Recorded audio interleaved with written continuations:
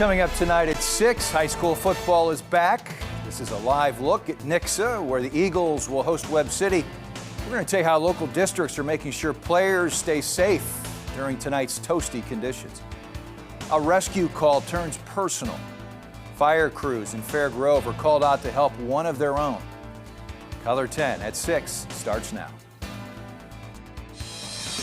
Now, from Ozarks First, you're watching Color 10 News at 6. Thanks for joining us at 6. High school football is back tonight. It's certainly a fall staple, but of course tonight is going to feel like the middle of summer and then some. Color 10's Parker Paget is live this evening in Nixa after speaking with school officials about how the heat is impacting their Friday night plans. Yeah, typically we'd be kicking off in less than an hour, but schools in the Ozarks have pushed those times to about 8 o'clock this evening. I spoke to several schools about how they determine playable conditions and how they are ensuring safety for everyone involved. Before Friday night football kicks off, decisions have to be made. With the heat roasting the Ozarks, one temperature reading will dictate when games begin, if at all. Wet bulb. Wet bulb. Wet bulb. The wet bulb globe temperature is measured through a handheld device, and there's equations that kind of go into it as well, but it takes into effect ambient temperature, wind speed, cloud cover, the angle of the sun, and it's all done in direct sun versus heat indexes taken in the shade. If the results are too high, We don't have to have every game in on a Friday night. So if the weather deemed it at 9 o'clock, it was still above a 90 wet bulb reading, we won't play. So if it gives above 92, it's shut down. We wouldn't continue the game. There'd have to be a postponement, or we wouldn't start the game on time, whatever time that might happen. football isn't the only sport being impacted by the heat. We were supposed to have a soccer jamboree Monday evening, so we ended up canceling our jamboree on Monday night. School districts and athletic trainers are taking extra precautions tonight for players and fans. On the sideline, we will have those increased water breaks, like I said, but then there will also be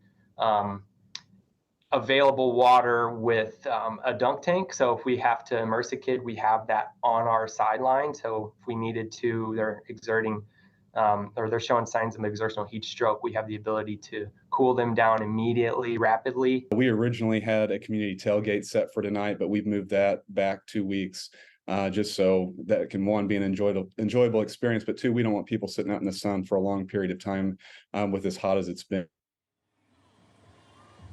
You can catch highlights from several games locally here in the Ozarks tonight on First and 10 on our sister station, Fox 49 at 9:30. Reporting live in Nixa, Parker Paget, Color 10 News. All right, we're going to talk more about the weather now. It's going to be warm not just for players, but as Parker mentioned, for fans as well at high school games across the Ozarks. We're going to check in now with meteorologist Matt Hefner, who's taking a look at just how toasty tonight's going to be. They delayed the start time an hour, and it's still going to be hot. Look at the 86 at kickoff. It's not just the heat. It's going to be very humid for those players out there. An incredibly toasty environment. You're supposed to get fall football weather, and instead we're getting this summer weather. And our game of the week right now is going to be the Webb City Cardinals versus the Nixa Eagles. Chris Pinson will be on later to tell you more about that matchup, have more details for you. But I'm not the sports guy. I'm the weather guy, so I'm here to talk about the heat. And this heat, it's been in effect for so long. I have good news. There's light at the end of the tunnel. The heat is coming to an end. This excessive heat warning that we've had in effect for 6 days now, it's going to go away tonight because cooler temperatures are on their way. Now, right now, we have that heat. We also have a very active atmosphere where we have lots of scattered cells and thunderstorms that are popping up in our area. Thankfully, we're not seeing anything too severe. Just some localized areas that are seeing some heavy rain, heavy pockets of rainfall that are going on. And when we get into tomorrow, this is this cool down that I'm talking about. In the morning, we're going to have some chances of stray showers, but look at the temperatures in the afternoon. For most of the day, we're going to be hovering around that 90-degree mark. Steve? All right, Matt, we'll check in with you in a few minutes. Just hours ago, a Missouri judge ruled a new state law banning gender-affirming care for minors can take effect. That ruling means beginning Monday, doctors will be prohibited from performing surgeries and prescribing puberty blockers or hormone treatments to minors. Last month, several law firms representing 3 families of transgender minors filed a lawsuit against the state, asking a judge to stop the new law from taking effect. Those proceedings took place here in Greene County. In an exclusive interview earlier this week, Missouri Attorney General Andrew Bailey said he was fighting to protect kids. we will work to ensure that the laws are faithfully executed. At the end of the day, we're not going to let that crowd sterilize children with mental health conditions. Our General Assembly has set down a policy position in law, and we're going to enforce the law as written. The new law does allow current patients to continue with treatment. The ban on puberty blockers and cross-sex hormones will expire in 4 years, but the ban on gender-affirming surgeries is permanent. LGBTQ advocacy groups across the state are responding, including Promo, which has released a statement saying, quote, "Today you have robbed us of immense joy and our ability to thrive within the state as our authentic selves." A woman is recovering today after Branson police say she was stabbed in the arm by her son. After that stabbing, Branson PD sent a canine unit to track down the suspect, who was arrested overnight. The mother is expected to recover. We'll keep you updated as more information becomes available. A Camdenton man is dead after a motorcycle crash Thursday night. 48-year-old Dennis Harmon was traveling eastbound on US 54 when his motorcycle traveled off the road and struck a median cable barrier, throwing him off the motorcycle. He was transported to a hospital where he later died. Highway Patrol says Harmon was not wearing a helmet. This was Troop F's 30th fatality of the year. Firefighters in Fair Grove responded to an ATV accident earlier this month, only to realize the injured rider was one of their own. Justin Stanley, a volunteer firefighter for 2 years, now faces a long road to recovery. Color 10's Carissa Codell is live in Fair Grove after speaking with Stanley's family and his coworkers.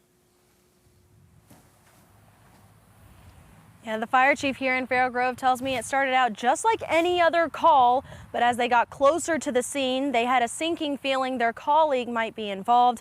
And I spoke to his wife, who said their main concern was how long he had been in the ditch before he was found. Thankful for the person who stopped by and saw him in the ditch, because if they hadn't stopped, I don't think he would be here with us. I don't know who that person is, but I'm very thankful for them. On August 15th, the Fair Grove Fire Protection District responded to a severe ATV crash near Route AA. There, they found firefighter Justin Stanley on the other side of an emergency. Stanley was riding his ATV at home alone when he was thrown off. He suffered an open book fracture to his pelvis and broke several ribs.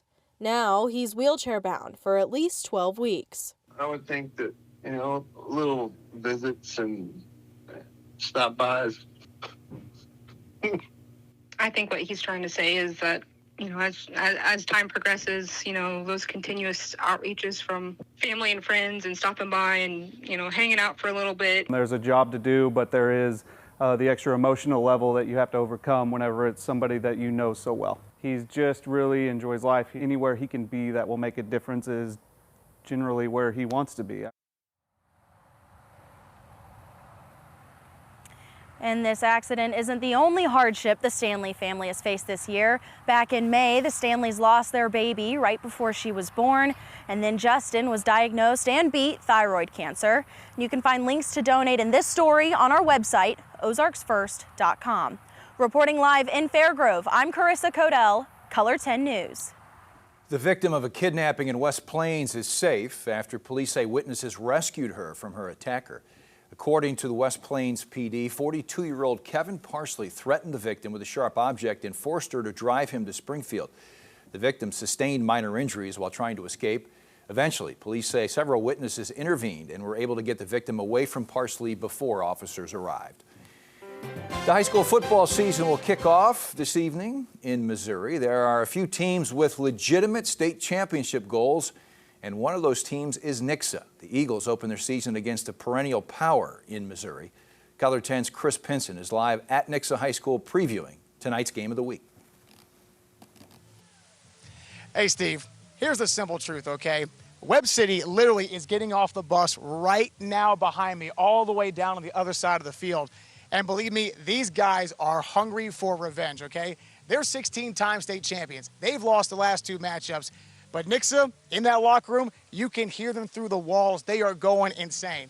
And as somebody who comes from a football factory of the Sunshine State, I can't wait to see how they respond for this one, okay? Senior Spencer Ward said, this game tonight isn't just about a win. It's about sending a message to the rest of the Show Me State that Nixa is the real deal this year.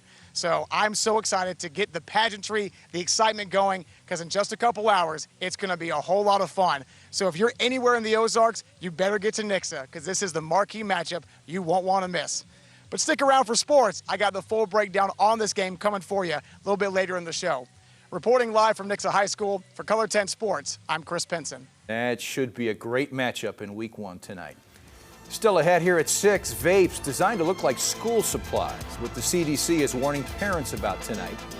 And as we head to break, live look outside, it is warm. It has been warm, it will be warm for another day, but the second half of the weekend, we are going to get our break we've been waiting for. Matt Heffner will detail the 7-day forecast right after this.